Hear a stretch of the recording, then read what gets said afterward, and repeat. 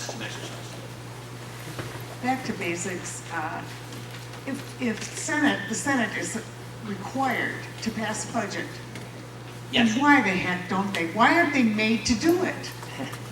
I don't know the answer to that question. Okay, here's the law. In 1974, the modern budget system was designed. It's called the 1974 Budget Act. The law requires the House and the Senate pass what we call a budget resolution by April 15th. Now, Congresses have missed that deadline by a week or two before. We made ours by April 15th.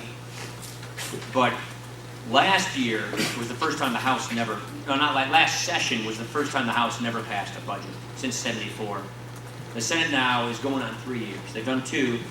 And why? Because they just didn't do it. I don't know I can't give you an answer. They just, ask Senator Reid, you guys know who Harry Reid is? That's always a dog feature. He's basically saying he just won't do it. Well,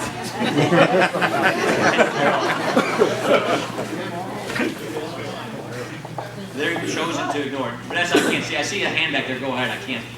Just pick who you're looking at before. I just can't see that far. Hi, thanks for coming to Muskego. Yeah. I read somewhere that this healthcare might almost be like a deja vu from the 20s when they were starting to talk about Social Security insurance. They kept using the word insurance.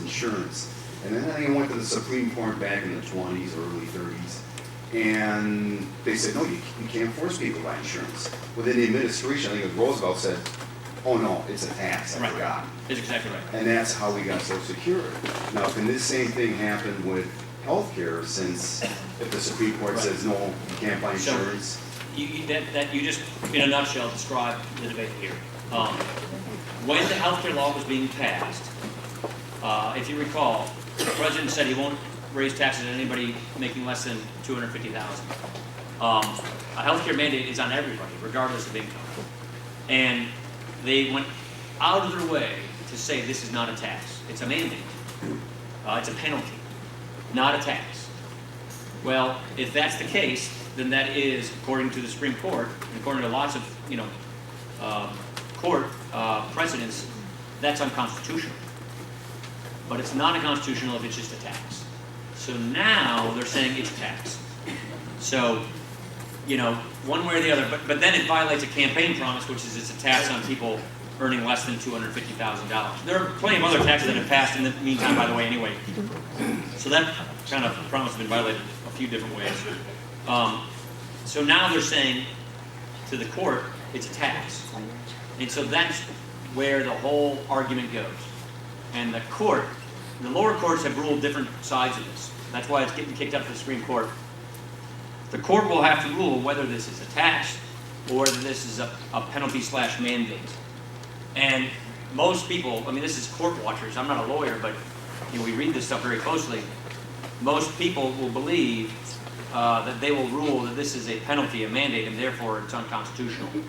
But that may not happen. We'll see. It kind of comes down, most people think it comes down to Kennedy and the sort of the swing vote on the Supreme Court.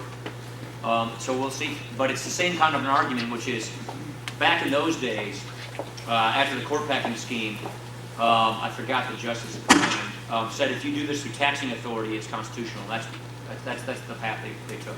Paul, we got time for 2 more questions. 2 more. Here, right, way back here. Okay, Vanessa, way back there, and then how about the lady up